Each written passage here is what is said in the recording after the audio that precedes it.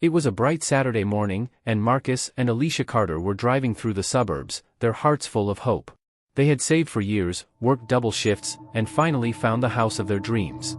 Marcus was a financial analyst, calm and collected, while Alicia, a schoolteacher, carried that steady warmth that made any place feel like home. Before we start, hit that like and subscribe button, then comment where you're watching from. Your support keeps these powerful stories coming. As they parked in front of the white two-story house with blue shutters, Alicia whispered, "This is the one." They smiled, stepped out, and walked toward the porch. But before they could even ring the bell, a woman in a sharp blazer appeared. Her name tag read Janet Whitmore, Realtor. She gave them a quick up and down glance and forced a tight smile. "Can I help you?" she asked, her voice sweet but heavy with suspicion. Marcus replied kindly, "Yes, we're the Carters, here to see the Sycamore property." Janet's smile froze. "Oh, the Carters. Right. Unfortunately, the house just went under contract this morning." Alicia frowned. "But it's still listed online. We checked an hour ago." Janet laughed softly. "Oh, the system's slow to update sometimes." Her tone sharpened as she added, "Besides, this area is particular about who moves in. You know, very traditional families. I wouldn't want you to waste your time." Marcus's jaw tightened. Alicia's eyes dropped to the ground. They had heard this kind of coded racism before, polite, subtle, and cruel. Marcus nodded slowly and said, "Thank you for your time." As they walked back to the car, Janet muttered under her breath, "Some people just don't know their place." What Janet didn't know was that Marcus and Alicia weren't just homebuyers, they were co-founders of Legacy Estates Group, one of the most successful real estate investment firms in the region. And they had come to Sycamore Drive for more than a house. They were scouting neighborhoods for their next inclusive housing project, one designed to challenge exactly this kind of discrimination. A week later, Janet received an email inviting her to an exclusive real estate conference, The Future of Fair Housing and Equity in Real Estate, hosted by Legacy Estates Group. She rolled her eyes. "Probably some diversity PR thing," she said, tossing the invite on her desk.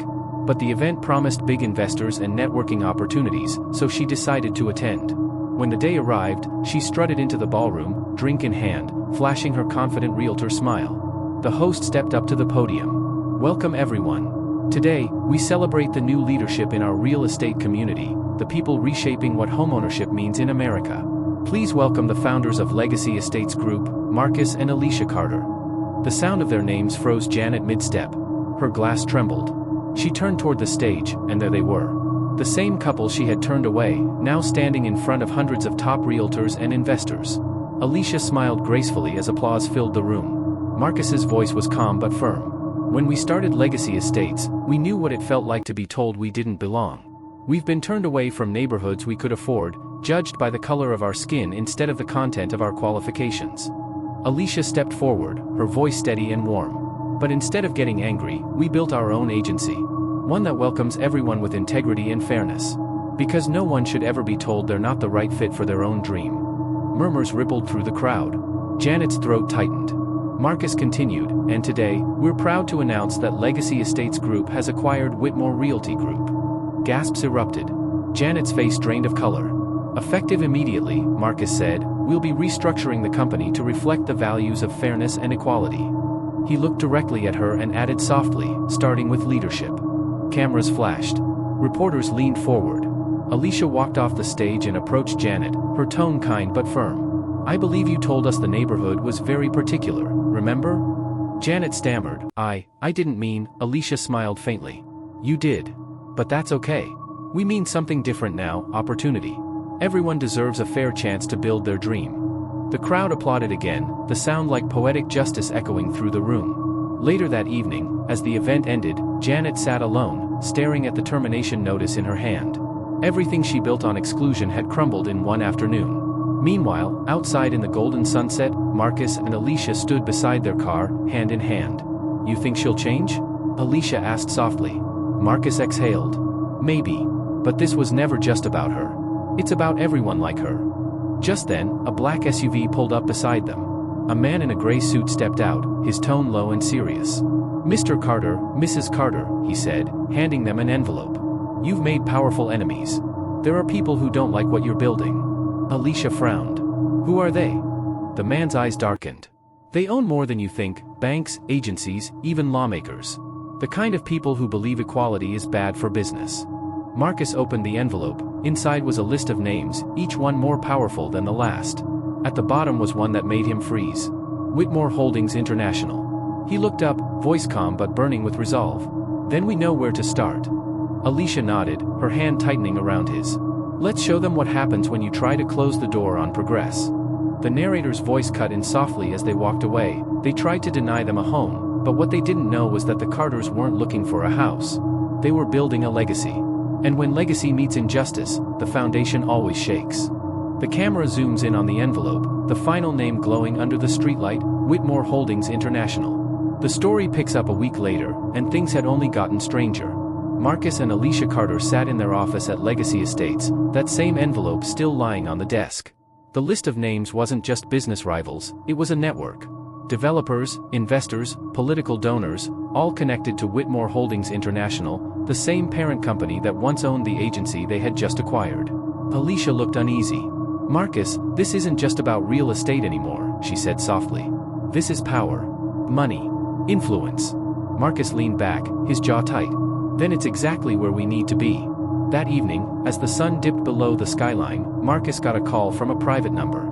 A voice on the other end said calmly, Mr. Carter, you've made some powerful enemies. Walk away while you still can. Then the line went dead. The next morning, Marcus and Alicia arrived at their office to find it vandalized, files scattered, glass broken, and the words, "Stay out," spray-painted on the wall. Their assistant, shaken, said the security footage had been wiped clean. Alicia clenched her fists. They think fear will stop us. Marcus nodded. Then they don't know who they're dealing with. They filed a report and doubled their security, but the attacks didn't stop. Anonymous emails. Fake client calls. Even a forged document meant to frame them for fraud. It was clear, Whitmore Holdings wanted them destroyed. But instead of backing down, the Carters went on offense. Marcus reached out to an investigative journalist he trusted, an old friend named Rachel Nguyen, known for exposing corporate corruption. When she saw the list, her eyes widened. This could blow the lid off the entire state housing board, she whispered. You sure you're ready for this? Alicia nodded firmly. We didn't come this far to be silent.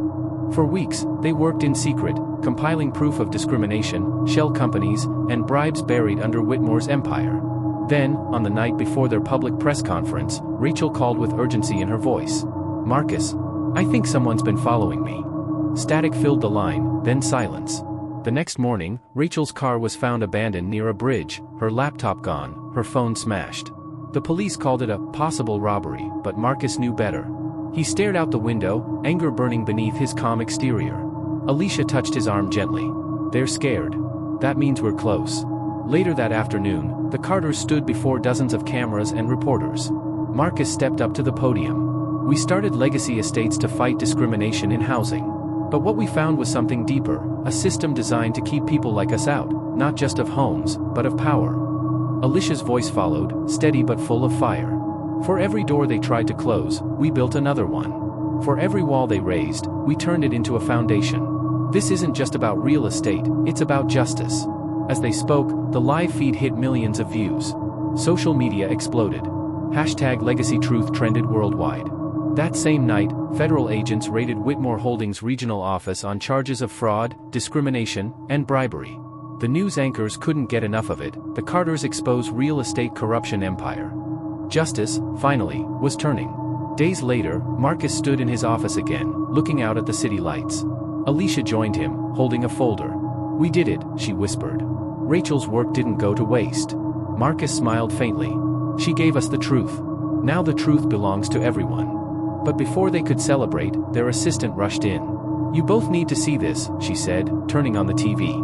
A breaking news alert flashed across the screen. Whitmore CEO found dead in apparent suicide. Federal investigation continues. The room fell silent. Alicia whispered, You think it was really suicide? Marcus didn't answer. His phone buzzed. A message appeared from an unknown number. You open one door, but you don't know what's behind the next. Marcus stared at the screen, his reflection flickering in the glass. Alicia stepped closer. What does it mean? He turned slowly, voice low and steady. It means this isn't over. We've shaken the surface, but the real power's still underground. The narrator's voice fades in as the camera pans over the city skyline, glowing under the night sky. They built their legacy on truth, but truth always comes with a price. Because when you challenge the system fights back.